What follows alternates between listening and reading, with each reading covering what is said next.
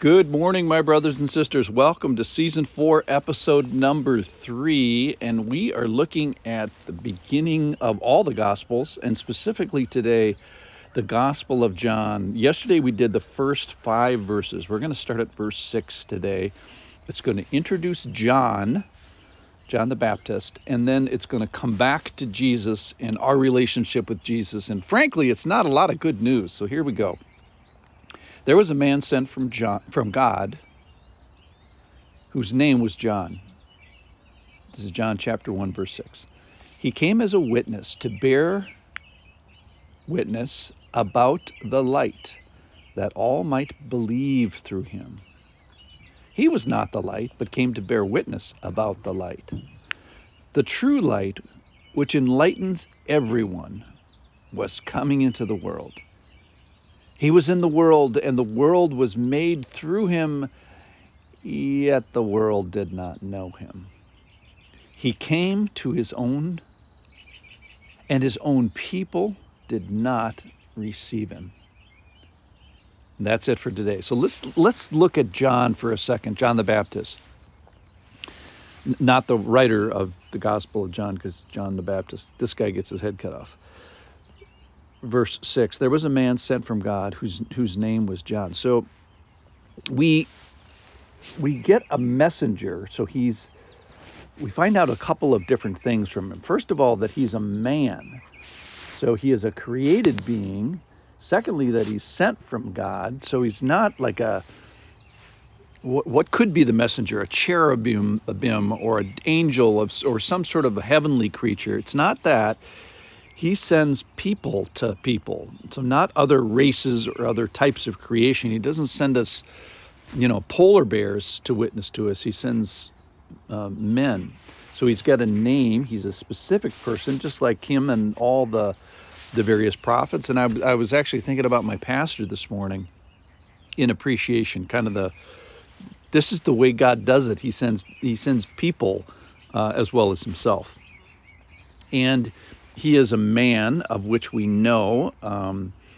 It's almost like this eat local. So the prophets have names, and they're very specific people. They're known to us. Our pastors are known to us. The people that deliver the message to us are generally known to us because the message is delivered to our hearts locally, or maybe by a podcast, hopefully. Yeah, wouldn't that be fun? And then John is compared, or really not really compared. He's just contrasted with the Lord. Now, remember yesterday, John introduced Jesus as this eternal, pre-existing Godhead with who has done creation and is the creator. He is a member of the Trinity, and he invents stuff, physical things, and then he puts on top of it life.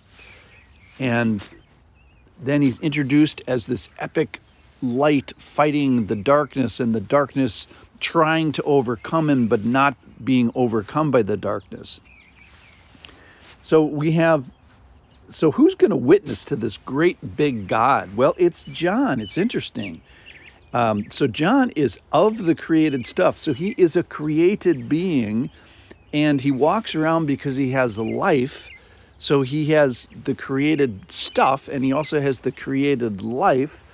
And then we have a job. So he has authority that is given to him and a task that's given to him, which is appropriate. God should be able to do that. So he's not in charge. So John is just small. So why is he here? Verse 7, he came as a witness to bear witness about the light. Why? That all might believe. So there you go. And then verse 8 is the contrast.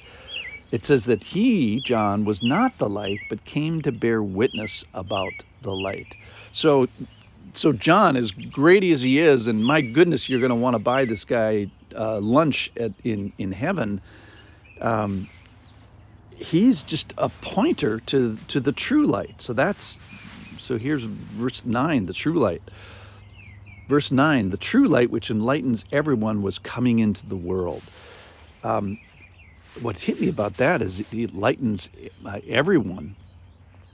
This descent of the Lord, it's called kenosis, where he becomes fully man for the benefit of everyone. He says he enlightens everyone. So I don't know if this light is spilling over just with general revelation as I look at my beautiful sunrise this morning, or if this is the proclaimed revelation of himself specifically. And it tells us the order that he was coming. So John comes first, and then he's kind of preparing the way. Get ready. Get cleaned up. Spare no expense.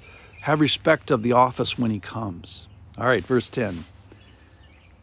So this is back to Jesus now. He was in the world, and the world was made through him. So isn't that the truth? The world was made through him. I did this. I did you. I made the world. I made you. I did all of this stuff. And just imagine, here's the bad news now. Yet the world did not know him.